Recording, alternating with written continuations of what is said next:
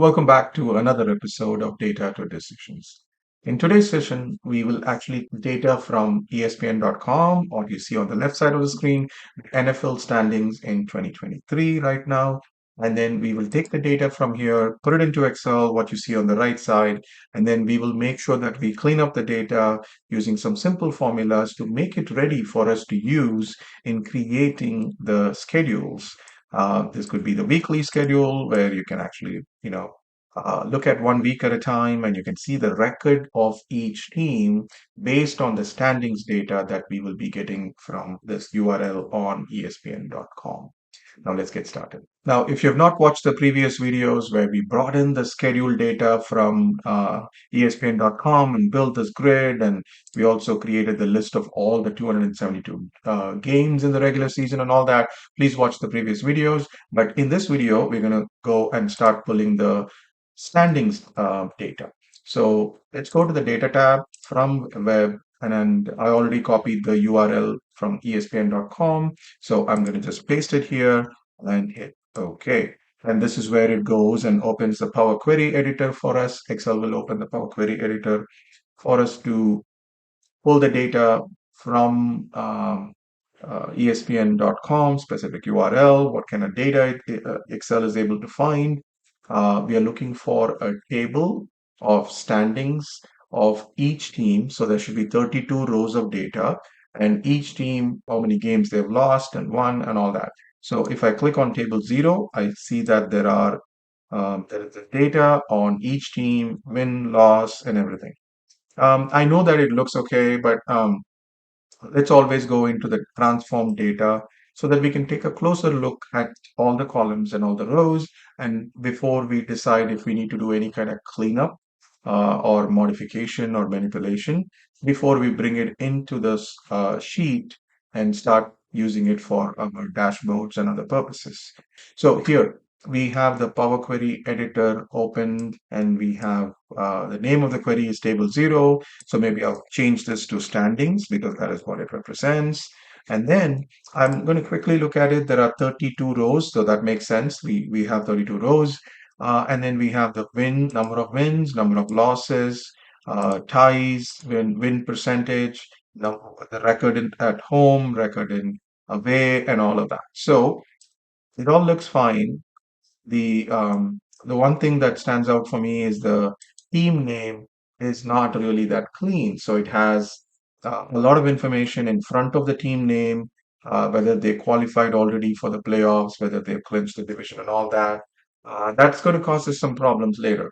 But anyway, we'll do some cleanup in once we load the data in. That is the only thing that stands out for me. It might be a little bit tricky here um, to use this directly. We have to do some cleanup, but I'm going to do that in Excel, not in Power Query. So I'm going to close and load, and this will load the 32 rows into the standings table in a new sheet that will be created right now called standings. The the trick that we're going to learn or we're going to apply here is how do you take that not random, but it's like a mixed structure of data in the team column. It has the abbreviation at the end, it has the full name in the middle, and it has the some other characters at the beginning. And it's very, very different for each team. So you see a Z in front of Dallas and Detroit, but you see an X in front of Miami, and sometimes you may see E.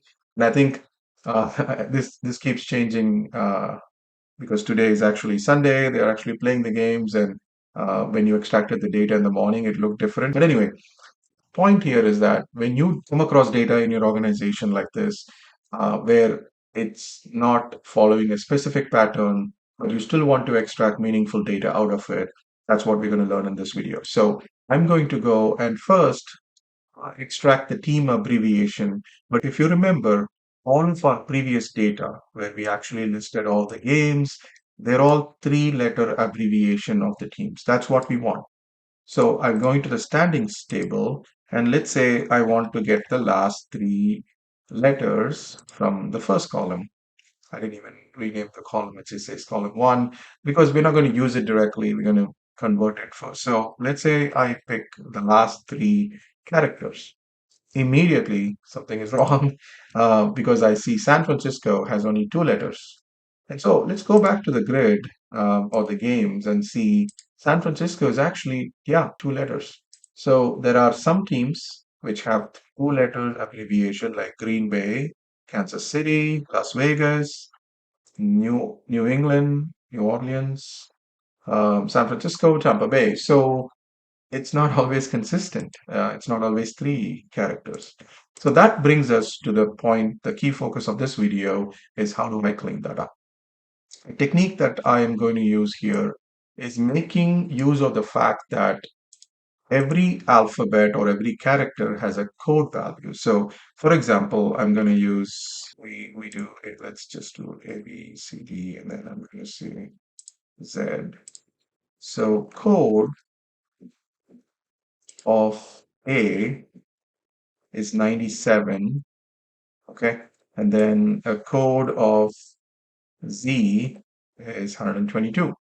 But what about if it is capital A or capital B or capital C and capital D? So I'm gonna try and see if, so capital A is 65 and capital Z is actually, I should have done there, 90.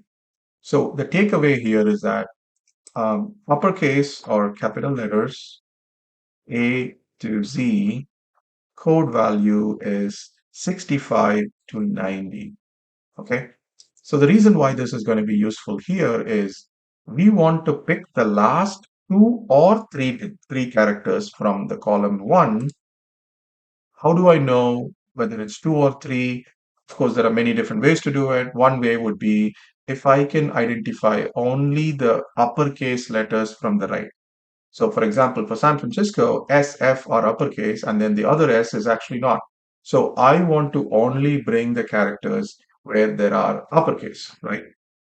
Uppercase characters A to Z have a code value of 65 to 90.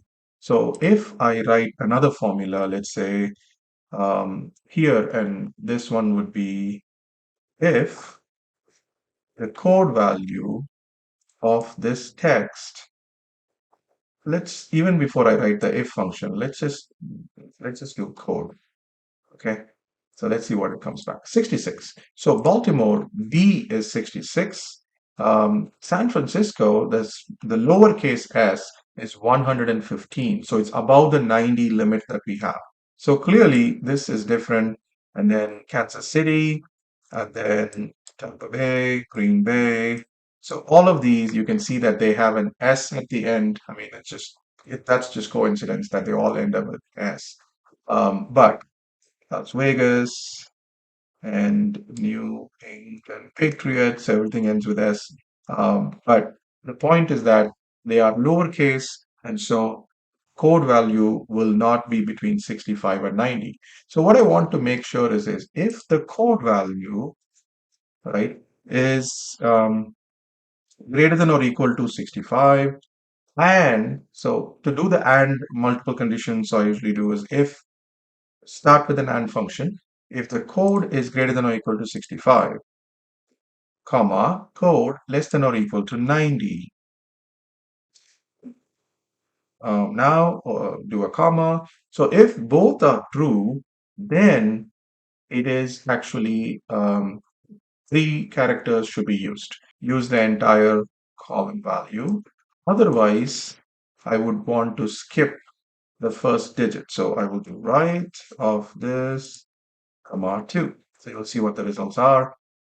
So close the right and I've closed the if condition. Okay. So now you see what happens is San Francisco SSF becomes SF, Kansas City becomes Kansas City, and all of that. So another thing we want to make sure is we check whether this is correct. So I will do a quick match function and say the value that we have created now, go and check it in the, I don't know, in the, which one should I, okay, let's do the grid.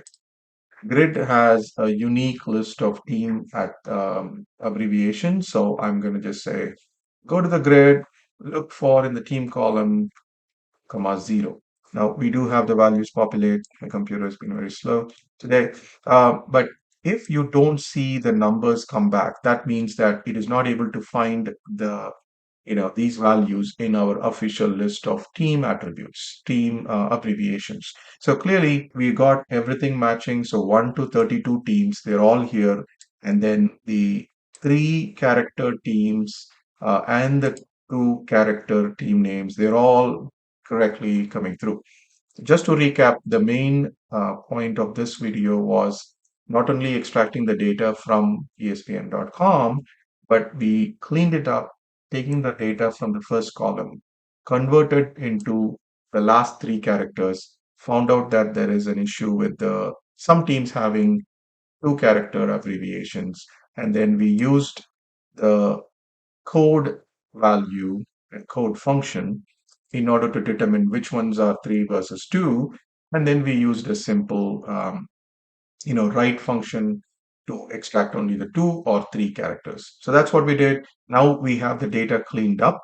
Now we can further use it to create the dashboards that we want. I'll see you soon in another video as we continue this journey of taking this NFL data and creating cool visuals and interactive visuals out of it. I'll talk to you soon in the next video. Thank you so much for watching.